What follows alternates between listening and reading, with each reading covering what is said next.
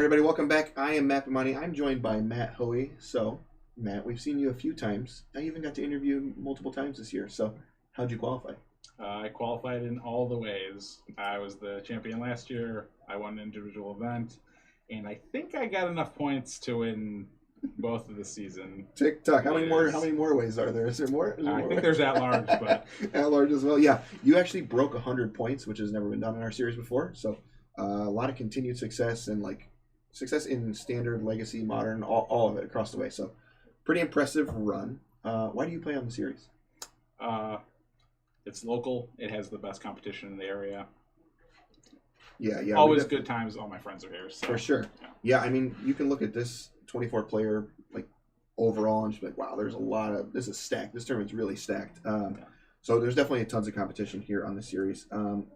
You mentioned winning last year and just being qualified already. Do you have a favorite moment of this year's tournament series? I think my favorite moment would probably be winning the second team tournament with Joe and Andrew. Cool. I mean, that's a good one. Great. Yeah, that's a good one. I figured that would probably be it, but I didn't know if there was something better out there. I hope they answered it the same way. No comment. I won't get them in trouble. So for this tournament in particular, we talked about playing standard, modern, and legacy, and small, right? 24 players. So do you have to make any considerations for a metagame like this? I personally made no considerations for metagame. I played three pretty stock decks. I think the format that's chosen for this tournament leads.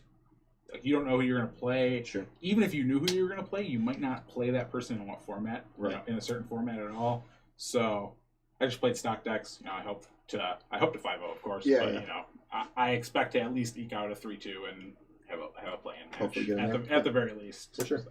Yeah. So again, we talked about you continued success across all the formats. Do you have a weak format or deck choice for this thing that you think is the worst of your three? Not particularly. Okay. I never really like playing modern, so yeah, I think that's more. It's more coin flipping than standard or legacy. Sure. I think I have a little larger edge in those formats, but okay. I'm happy with my modern decks. So cool. So we talked a lot about Magic. How about life outside Magic? Tell us a little bit about that. I work 12 hours a day, 4 days a week, and then I come hang out with my friends on the weekends. So that's cool. Good luck finding me doing too much on a weekday. Jesus. I hear you. So I'm going to ask you who's going to win the whole thing, but I want to know, it's got to be you, right? You're repeating? Well, I would like it to be me. Yeah. If I had to put money on people who are other than me, my picks would probably be hopefully Joe or Tundrum, and then either James Bush or Steve Locke. Okay. I think both those. We see James a lot. Obviously, he goes to a lot of the events. He's also good. He's a person who I didn't really want to play against. I got the swap. Yeah. Oh, yeah. So that was kind of one of the considerations. Was me and Joe were in the same bracket, and it was either Andrew was alone, me and Joe were together, so he had to move one of us into either one or two. Mm-hmm. And Joe's like, "Yeah, I just don't want to be in the same bracket as James. Sure. I'd rather take Steve Locke because, we've known James for a long time. We play with him all the time. He's good in all formats. Yeah, definitely. He's a strong competitor all around. So cool. Yeah. I was going to ask you about the swap. It's a pretty unique thing to be able to do it. It's cool, and your choice was easy. I'll say you got to switch you guys out at least. Yeah, correct. It might have been a little more difficult if you guys were split amongst the three of the four pods already. Yeah, then we would get to fix Somebody's matchups for ourselves. Yeah, but this, no disrespect to Mac, I think I know what he's playing in all formats, and I think I'm good against him in all the formats. So that's kind of why he was the choice out of that pod. Yeah, and Joe felt comfortable against all the other decks. Me and Joe were playing the same standard, same legacy deck. So it really came down to modern. He's like, I don't really want to play Control Mirror. We think Tommy's going to play Hardened Scales. Steve Locke's going to play one of the creature decks.